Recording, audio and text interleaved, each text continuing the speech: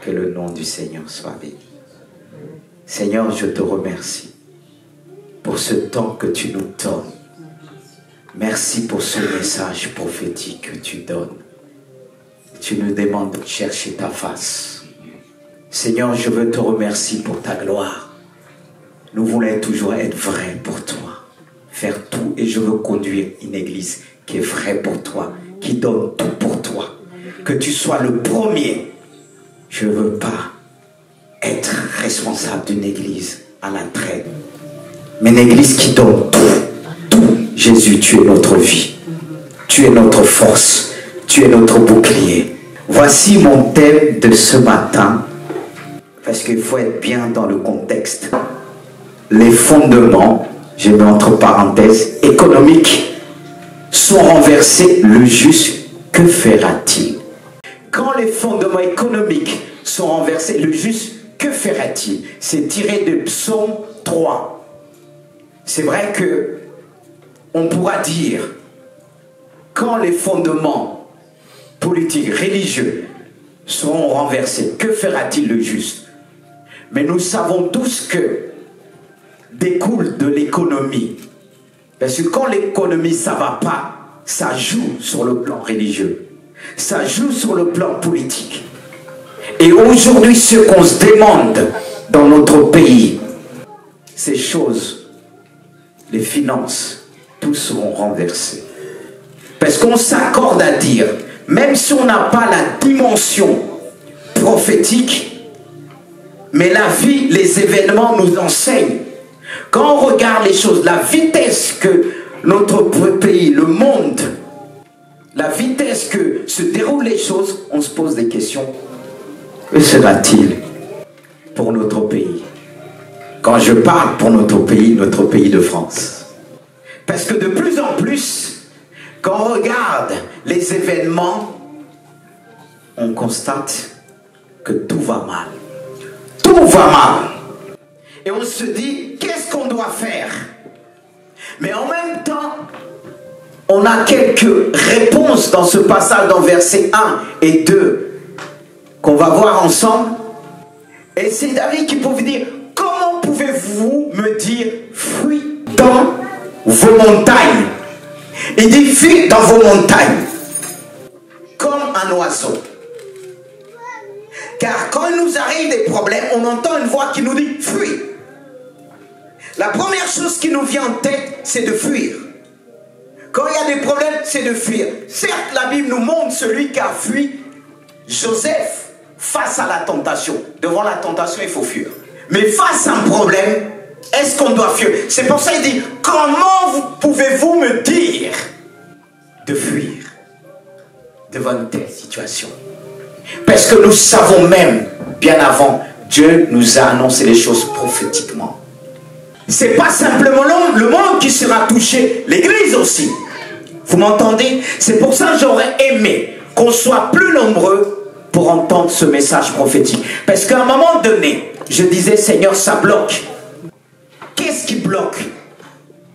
Et j'ai pris de temps dans le jeûne et la prière. Ce message est venu dans mon cœur. Et ça a été confirmé lorsque je regardais dans mon portable quelqu'un dans les réseaux sociaux. Il disait la même chose. Mais est-ce qu'on doit fuir? C'est pour ça qu'il dit, comment pouvez-vous me dire de fuir? Peut-être c'est ton âme qui te dit fuis. Peut-être c'est ton entourage.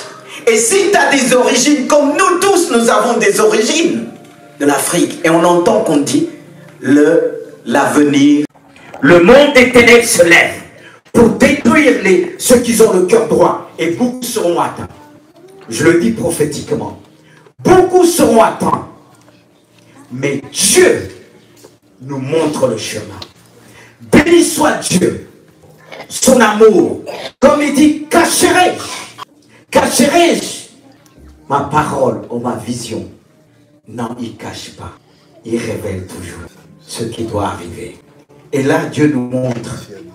Il y a des choses que nous voyons pas. Que le monde des ténèbres se prépare dans l'ombre.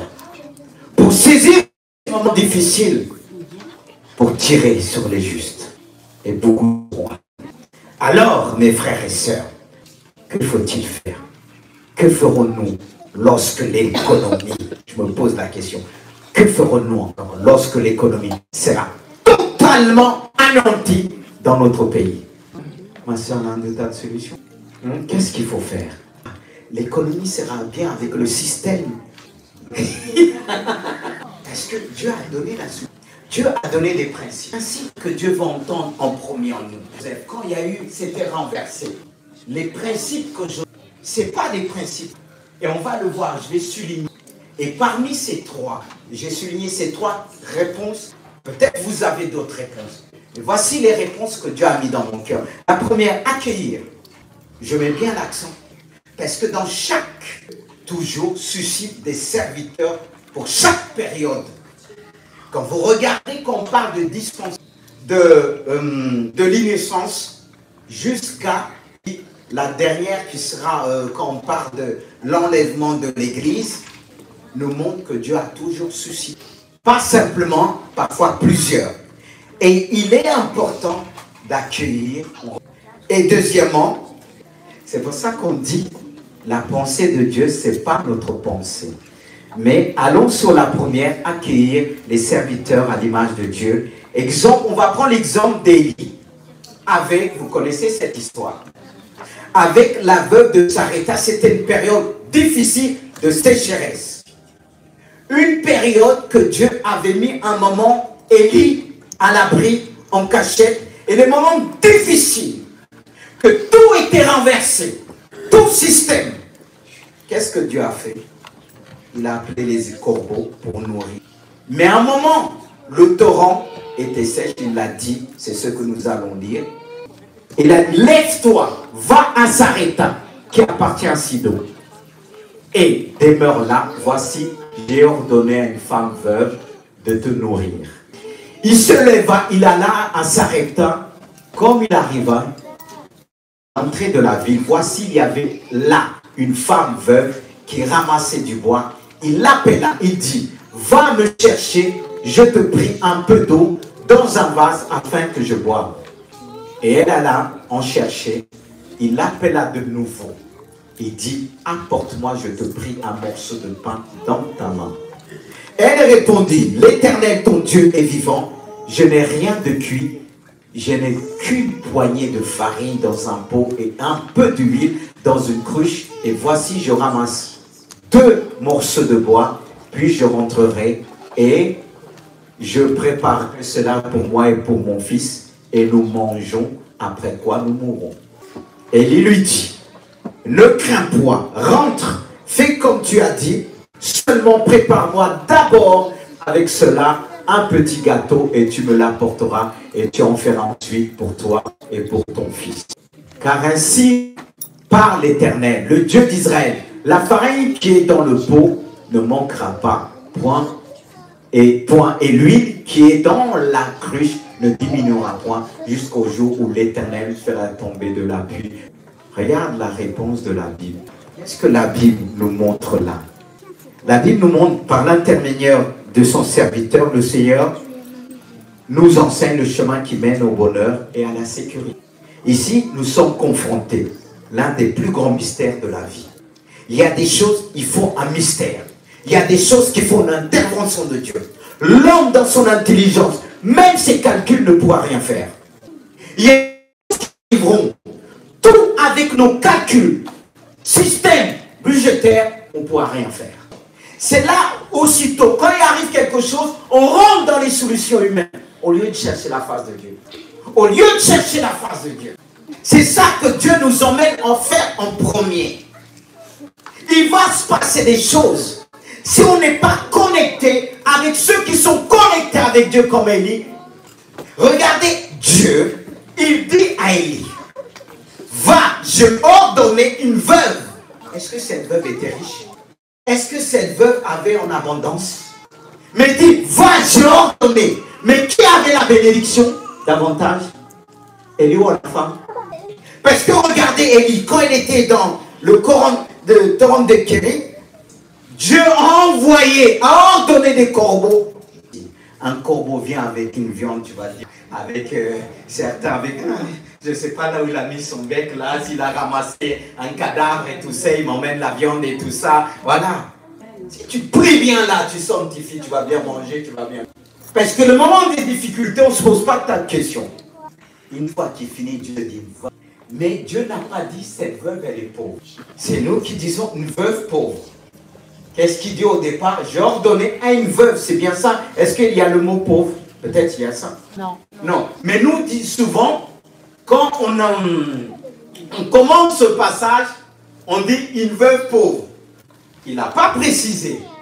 Mais nous, dans les commentaires, quand vous regardez dans les commentaires du livre, on va toujours dire veuve. Il va, j'ai ordonné. Et quand il va, il trouve cette veuve. Dieu avait parlé à cette veuve. Mais quand elle était désespérée, parce que dit j'ai ordonné. Et la veuve a reconnu l'homme de Dieu. Il lui a demandé d'abord à boire. Il me reste que ça. En gros, si je te donne, moi, qu'est-ce qui va me... Nous, on aurait fait quoi? Si cette femme avait refusé, il y a l'histoire de cette femme, je ne sais plus si elle est avec Élisée, elle dit, non, j'ai rien, mais qu'est-ce que tu as? J'ai que une vase, un poignet, tout ça. Mais dans des moments difficiles, et on croit comme un épargnant. Tu crois que remplir ta cave là, quand il y a vraiment la sécheresse pendant des mois et des années, ça va rester? Mais ce que cette femme a fait, et 5 poissons, je pense, c'est peut-être le contraire. Jésus a dit, donne-leur vous un. Et c'est là beaucoup de chrétiens, parce que quand Dieu va envoyer des gens qui véhiculent, qui ont la bénédiction, vous allez pour plusieurs, pour certains, les mépriser. C'est là qu'on doit reconnaître Dieu. Comment Dieu se manifeste. C'est pourquoi j'ai bien dit, les hommes ou la femme selon l'image de Dieu. Dieu va choisir des hommes à ce moment, des femmes à ce moment, pour venir vers ceux qui prient, qui disent Seigneur, j'ai rien. Mais Dieu va te dire, donne d'abord ce que tu as. On risque de passer à côté. Parce que si on les considère, quand on les considère, quand il y a un problème, moi je vous dis, je suis serviteur. On vient plus vers moi quand il y a... Je ne dis pas qu'il ne faut pas venir. Alors comment on sera capable de reconnaître à ce moment-là? Ce que Dieu a choisi, ça peut être aussi des servantes qui vont te dire, tu vas dire, j'ai que ça. Et si toi tu dis, on ne donne rien, tu vas être englouti par la... Vous qui retenez quand on vient voir, ah non, non, non, ne donne pas. Tu vas dire, attends, ne donne pas. Attends, ne donne pas. Tu vas donner un coup de pied à la personne qui dit, tu veux que je laisse mon enfant? T'as pas vu? Mais si toi, tu ne marches pas selon la volonté de Dieu, tu vas couler. Parce que le diable va faire tout pour nous voiler. Le diable va faire tout pour te dire, c'est un faux, c'est un faux serviteur. Et toi, tu vas être pris par tout ce que tu vois, les dérives. Le diable va dire, tu vois. Et en mettant tout le monde dedans, tu vas y rester. Oh Seigneur, garde-moi. Et j'avance. Parce qu'il y a des choses. Et les dîmes. Regardez, il dit, les dîmes et les offrandes, c'est la clé de la bénédiction pour les temps difficiles. Dans Malachie, il dit, on va lire d'abord. Oui, il dit, un homme tromperait-il Dieu? Car vous me trompez et vous dites en quoi t'avons-nous trompé dans les dîmes et les offrandes? Vous êtes frappés par la malédiction et vous nous trompez la nation tout entière. Et il dit à la suite, apportez à la maison du trésor toutes les dîmes, afin qu'il y ait de la nourriture dans ma maison. Mettez-moi de la sorte à l'épreuve, dit l'Éternel des armées, et vous verrez si je n'ouvre pas pour vous les écluses des cieux, et si je ne répands pas sur vous la bénédiction et en abondance. Il dit, un homme me trompera-t-il Dieu? Parce qu'on trompe beaucoup Dieu dans... Et je poursuis. Car vous me trompez et vous dites en quoi t'avons-nous trompé? Souvent on dit, on fait l'innocent. Tu vas comprendre. Mais quelqu'un va dire comment on le trompe.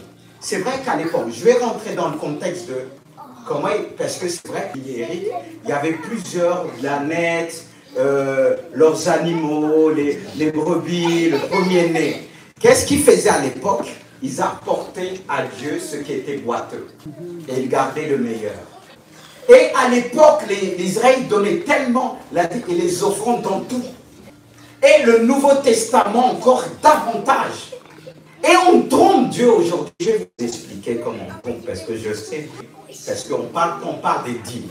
Les dîmes, c'est dixième. Quelqu'un qui gagne 1000, il va donner 100. Mais moi, je n'aime pas limiter Dieu. juste, alors, si c'est 1000, je donne 100. Mais la 10e, vous entendez bien, je dis, quand tu gagnes, mais certains, et quelqu'un qui donne 3000, va mettre 300, ouais. Mais souvent, ce sont parfois les petits. Après, tu vois, on va, selon les versets que je vais revenir, et parfois on dit que ce n'est pas dans le Nouveau Testament qui gagne 200. Et on a qui dit, Dieu va comprendre. On le trompe, beaucoup le trompent. Même dans toutes les églises.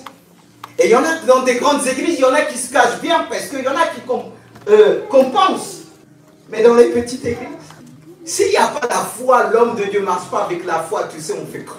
Et on dit, en quoi nous t'avons? Il y en a qui commençaient, c'est bien, ils sont réveillés là. Béni soit Dieu. Regardez, on dit comment tromper. Ananias et Saphira, quand ils apportaient la dîme et les offrandes, eux, ils ont trompé Dieu. Ils ont vendu leur truc, ils ont retenu la main. Pierre a eu une parole de connaissance, on a parlé de ça vendredi. Quand ce passage dit ceci, regarde ce que j'ai noté, il dit, regardez, le verset 8 à 9, Dieu menaça de maudire ceux qui égoïstement refusaient de donner. Mais nous, souvent, nous prions, Seigneur, nous prions aussi pour ceux qui n'ont pas pu donner. Et Dieu aussi s'engageait à bénir tous ceux qui se répentaient. C'est vrai que c'est des messages que beaucoup n'aiment pas dans l'église. Parce que quand le ciel, tu ne vas pas dire devant Dieu, personne m'a dit. Je vais prêcher parce que on oublie souvent parler de ça, pas qu'on oublie les gens. Ah, le pasteur, il était gentil aujourd'hui. Regardez verset 10. On proclamait de bénir ceux qui soutenaient son œuvre. Pourquoi aujourd'hui on trompe Dieu? Parfois quand c'est ton mari, ta femme qui donne et dit, tu donnes, ah, tu te caches. Mais toi, tu ne travailles pas. Ne volez pas Dieu. Sauf si le mari n'est pas converti. Oui. Sauf si la femme n'est pas convertie. Ça se comprend. On trompe Dieu. Et on veut que Dieu nous bénisse. Mais franchement, mes frères et sœurs, les bénédictions qui accompagnent la fidélité dans les dons d'argent concernent à la fois cette vie et celle de l'au-delà. On va arriver dans l'autre passage. Comment le moment de sécheresse? Parce que quand on parle de cette femme, elle a donné tout ce qu'elle avait. Et quand Jésus parle de ceux qui donnaient l'offrande, je ne dis pas de venir apporter. Jésus était assis comme ça. Il regardait comment les gens mettaient, de quelle manière, comme il dit, Eric, il dit, il faut sourire. Ben, il y en a qui étaient riches, il dit, il donnait même. Et la femme qui avait quelques petites pièces, on pouvait la mépriser. Mais imagine, Dieu envoie un homme, une femme. Surtout ceux qui ne veulent pas donner, ils trouvent. Et moi je ne donne pas parce qu'ils détournent. Arrête. Tu es en train de tromper Dieu. Mais comment tu veux que Dieu se souvienne de toi le moment de sécheresse? Comment tu veux que Dieu va se souvenir? Comme il est dit, il s'engage à bénir, à ouvrir les écluses des cieux. Qu'est-ce qui ouvre les écluses des cieux? Qu'est-ce qui ouvre les écluses des cieux? Dieu nous dit d'apporter dans sa maison, qu'on puisse aussi aider les pauvres. Si les pauvres viennent, on va les regarder comme ça. Parce qu'on ne donne pas, on donne. Vous savez, encore, beaucoup quand ils donnent. Mon traite nous a fait d'abord, on dit, ah, s'il reste, Dieu n'est pas notre reste. Il dit, à lui, l'or et l'argent, Dieu veut nous former. Mais pourquoi son peuple continue à le voler? N'est-ce pas, quand on parle des impôts, on dit payer les impôts. Est-ce qu'on dit donner les impôts? Est-ce qu'il y a son langage? Il dit payer. Quand Jésus dit donner à César ce qui est à César et donner à Dieu ce qui est à Dieu. On donne à César, mais on ne donne pas à Dieu. Et le jour, ce système sera renversé. Comment on pourra survivre? Mais pour compléter la pensée, je vais prendre le troisième point. Ça va encore plus loin. Le troisième point, la sollicitude à l'égard des pauvres et des indigents. N'est-ce pas que dans les actes des apôtres, ils apportaient et on prenait pour les indigents. Et en plus, à l'époque, dans le Nouveau Testament, il y en a qui vendaient leur propriété. Vous allez me dire, c'est pas de Dieu la dîme. Mais là, il y avait plus que la dîme. Donner leur maison. Donner ce qu'ils avaient. Et c'est là qu'il dit, Dieu rajoutait ceux qui étaient sauvés. Parce que de fois, beaucoup vont dire, c'est l'Ancien Testament. D'accord. Oui, on s'arrête là. Mais eux, qu'est-ce qu'il est dit qu'ils apportaient? Il n'y avait pas des indigents au milieu d'eux. Il n'y avait plus les pauvres au au milieu d'eux. Et on croit que quand le monde sera frappé, il n'y aura pas de différence. Parce qu'on ne fait pas la différence dans la foi. Comment vous voulez que Dieu fasse la différence? Est-ce que vous me suivez?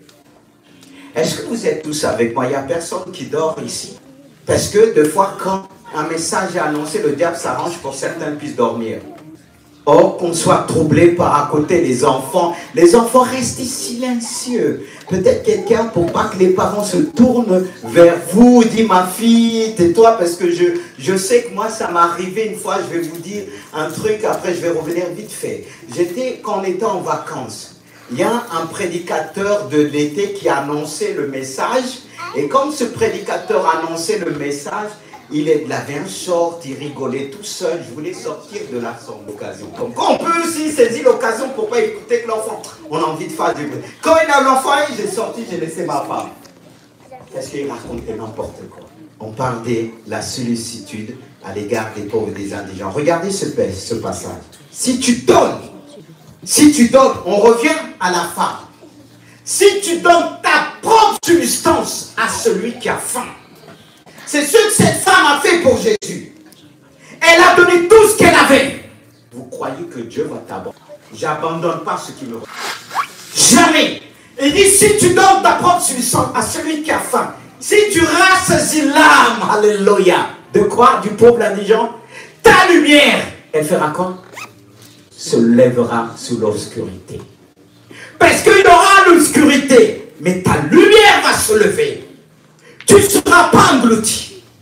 Tu ne seras pas menacé. Parce que ta lumière à ce moment, elle va se lever. Sur l'obscurité et tes ténèbres. Il y a un autre verset encore. Ça s'arrête là. En effet, mes frères et sœurs, Isaïe 58:11 décrit également des ressources spirituelles illimitées. Car il dit, nous serons un jardin. Il dit comme un jardin, mais j'ai dit un jardin bien arrosé. Le jour de la sécheresse, tu seras arrosé. Quand tout ira mal, si tu prends soin des pauvres, si tu donnes ta propre nourriture, ce que tu as, comme cette femme a fait, non, tu ne seras pas dans les ténèbres. Un jardin arrosé, une source d'eau dont les eaux ne tarissent pas. Est-ce que Dieu a menti? Et je poursuis. Le Isaïe 58:11 nous parle de rajeunissement. Il déclare que Dieu raffermira nos os. Et le verset 8 d'Isaïe 58, on ne l'a pas dit, mais proclame notre guérison, j'aimerais promptement. Dieu ne permettra pas que tu tombes n'importe où. Les moments de difficulté peuvent nous vieillir, nous emmener à vieillir très vite, à marcher courbé, être abattu. C'est pour ça beaucoup vont rester à l'ombre pour envoyer des flèches, pour nous achever. Et si on ne met pas ces principes en place, parce que parfois qu'on parle, on va dire c'est la théologie. Mais laissez-moi dérouler tout, après vous sortir. Comment Dieu aussi, je prêche ce que j'ai vécu.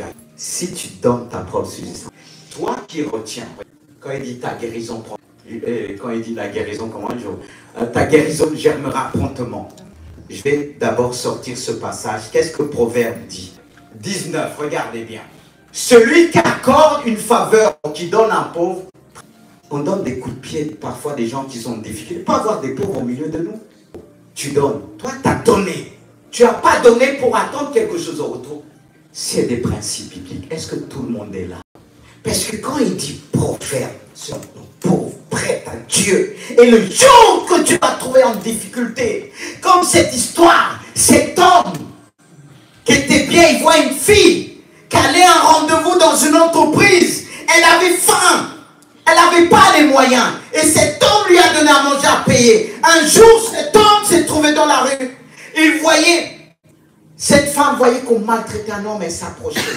Parce que c'était dans un restaurant, on ne voulait pas que cet homme rentre. Et le propriétaire du restaurant il disait qu'elle ne va pas rentrer. Parce que c'était une grande entreprise. Et quand elle a aidé cet homme, trouvé cet homme, on connaît le lendemain. Les offrandes, ce n'est plus leur histoire. Le serviteur de Dieu. J'ai vu des gens avec leurs difficultés. Il y a ceux que vous voyez, ceux que vous voyez. Pas Parlons de cette sœur qui est venue. Rien ne va. Elle cherche un appartement, elle ne trouve pas. Elle a un emploi, elle ne trouve pas. Rien ne va au travail. Si elle donne, demande-lui. Et quelqu'un va me dire, présente-moi, comme je te dis, souvent dans la théologie haute, quand on fait un examen, il dit justifie. Mais moi, je justifie. Ne sont rien aller. Elle dit, j'arrive pas. Elle était comme moi au début, quand m'a. Et elle, quand elle a dit, non, mais je crois pas vraiment, tu vois, parce que Dieu m'a dit, demande-lui. Elle dit, oui, ça part. Pourtant, elle est tout seule avec son fils. Parce que les gens pensent, est-ce que je suis rentré dans la banque de Dieu?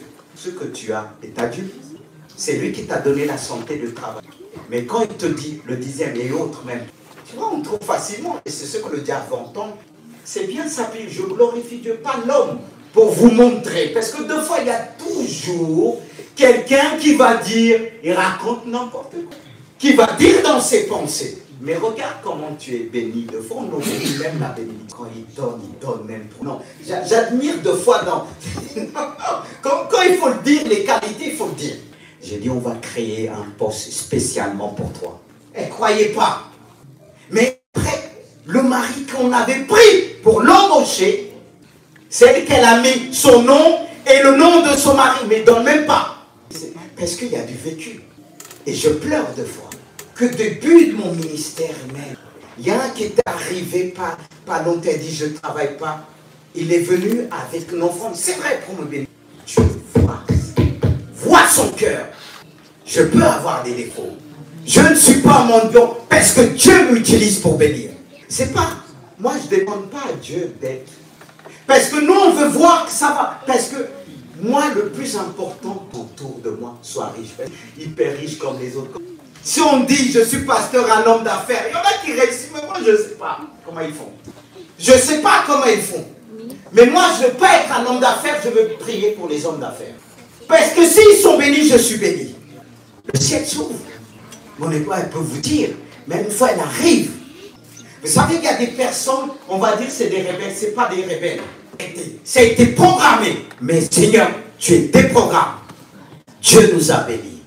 On mesure l'homme de Dieu qui a vu le ministère, qui avait fait des choses. Et une année, j'étais en difficulté. J'ai dit, Dieu, souviens-toi de cette fidélité. Le lendemain, il y a une prime qui est tombée dans mon travail. Je n'avais rien fait. Ça ouvre les écluses des cieux, mes frères et sœurs. Mais pourquoi certains... On peut se lever comme ça, on donne quand ces gens... Donnez, mais donnez rien en vérité. Ça ne peut pas avancer. Parce que certains retiennent. Certains ne donnent pas selon que Dieu leur a demandé. Ils sautent des mois. Quand ils partent en vacances, ils partent avec leur vie. Oui, c'est normal, les gens sont libres. Hey, quand il y a des vacances, on part en vacances, on ne paye pas notre loyer. Si des personnes fidèles sont fidèles, l'attente que vous voyez, parce que le respect, j'envoyais souvent Eric, vas-y. Et aujourd'hui, Dieu me dit, parce qu'on est une église puissante, ne donnons pas des dieux des miettes. Regardez le travail que Dieu vous a donné. Ce n'est pas des miettes. Regardez la maison que Dieu vous a donnée. Ce n'est pas des miettes. Pourquoi lui donner des miettes? Et le temps arrivera. Il dit, il prendra même celui qui a peine pour prendre, pour donner celui qui donne. Et celui qui donne, toi, tu vas aller. Est-ce que c'est une stratégie? C'est important d'être intelligent. Qui avait toujours, elle pouvait vendre ça. Joseph, des moments difficiles, de famille, il y aura 7 ans de famille à tel point qu'on ne s'en souviendra plus des temps d'abondance. Mais cet homme était connecté avec Dieu. C'est par cet homme que l'Égypte était bénie. Avec tous les intellectuels de l'Égypte, on n'a pas trouvé un homme de Dieu. Pharaon ne pouvait pas comprendre avec tout ce qu'il a prié, ce qu'il a vu. On est parti chercher un homme en prison. Un homme de Dieu en prison. Dieu a caché encore des serviteurs qui vont apparaître dans des moments difficiles. Comme il avait caché Élie. Est-ce que tu fais partie? Élie, sort de ta cachette. Il a dit, Joseph, sors de cette prison. Parce que c'est pas moi qui t'a mis dans cette prison. Mais je t'ai mis pour apprendre. Apprendre l'humilité. Et quand il est sorti, on cherchait un homme. Et Et voilà le serviteur Pharaon. Je connais un homme il y a 2 ans. Cet homme avait oublié Joseph. Joseph m'avait dit, pense à moi. Le temps de Dieu n'était pas arrivé. Et le moment de sécheresse, de famine, on a fait appel à Joseph. L'homme le plus intellectuel. Tous les systèmes d'Égypte, personne ne pouvait mettre quelque chose en place. Et quand il a dit la vision, il a dit, choisis un homme qui va faire tout ce travail. Joseph n'a pas dit, je suis là. Pharaon dit, quel homme plus intelligent que toi, celui qui a l'esprit de Dieu, qui sera capable de le faire. Et il a mis Joseph en place. Et comment ils ont survécu? Ils prenaient 1/5 de la récolte. Il fallait que tout le monde apporte. Et Dieu s'est servi de l'Égypte. Tu ne sais pas que Dieu a un plan pour toi. Toi, tu dis, il n'y a que ça que tu as. Mais à travers ce que tu as, même dans ton lieu de travail. Mais si tu rentres dans ces principes, de penser aux pauvres, comme cet homme, le témoignage de cet homme, même s'il y a des choses qu'on ne prend pas tout béni, cet homme était frappé de la main. Et quand il est tombé sur ce passage, pour les pauvres, celui qui donne aux pauvres, prêt à aller envoyer quelqu'un, prends tout ce qui est à moi, donne aux pauvres. Il a dit, Seigneur, il a été guéri. Tous sont malades au milieu de. Tu représentes une entreprise. Ils vont vous dire, donne d'abord à Dieu. Mais est-ce que Dieu peut trouver des servants? Toujours ça passe par lui. C'est lui qui prend le parfum, casse sur les pieds et comment elle s'appelle? Je lui ai dit, on aurait pu donner ça aux pauvres. C'est vrai qu'il faut penser. Elle a pris ses propres cheveux, une femme poursuivie. Parce que malheur à celui. Dieu est prêt à te pardonner. Mais Dieu veut t'apprendre. Si Dieu a choisi, si Dieu a permis que tu sois là aujourd'hui. Mais si toi qui as entendu, que tu dis oui, tu essaies de raisonner, que les gens ferment leur cœur. Et le diable met des gens dans leur cœur en ce qui compte. Que Dieu nous garde. Peut-être qu'on va se mettre debout pour celui. Je ne dis pas que Dieu te condamne. Et vous savez, des personnes qui ont douté au départ, j'en fais partie de tous les débuts. J'ai manqué. Parce que quand avant les problèmes, je donne d'abord, ça montre que j'aime Dieu en premier. Mais souvent on dit, ah j'ai sauté. D'abord Dieu. Même si tu n'as rien, la femme a dit, elle a donné d'abord. Nous voulons la multiplication. Mais nous voulons être comme ce garçon, oh Jésus, qui a accepté de donner son pain, tout ce qu'il avait. Et tu as multiplié. Seigneur, ce que nous avons est à toi. L'or et l'argent est à toi. Nous ne voulons pas fermer les yeux le jour de la souffrance, le jour de la disette. Nous voulons être sensibles, oh Dieu. Tu vois combien de fois mon cœur était triste. Combien de fois mon cœur était triste. Quand j'étais prié, passer du temps dans la prière, quand il n'y avait rien. Et ceux qui m'entouraient paniquaient. Même pendant les vacances, on m'a appelé. Seigneur, aide-nous, aide cette église, aide fidèle. Que tu sois le premier. Que je puisse te dire, que veux-tu que je fasse? Que tu sois le premier que je dois donner. Avant de payer mon loyer. Avant pour la nourriture. Avant quoi que ce soit. Comme cet homme a dit d'abord. Oui, c'est d'abord toi. Même si c'est que ce que j'ai. Oh Seigneur, parce que tu as dit, sans la foi, nul est agréable. Ceux qui n'ont pas pu donner ce qu'ils doivent donner. Et donner ce qui a à ses âmes.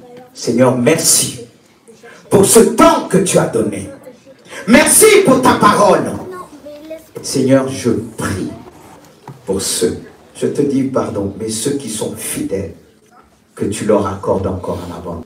Et le jour que certains vont décider, et peut-être rendre ce qu'ils ont pris, tu leur donneras en avant.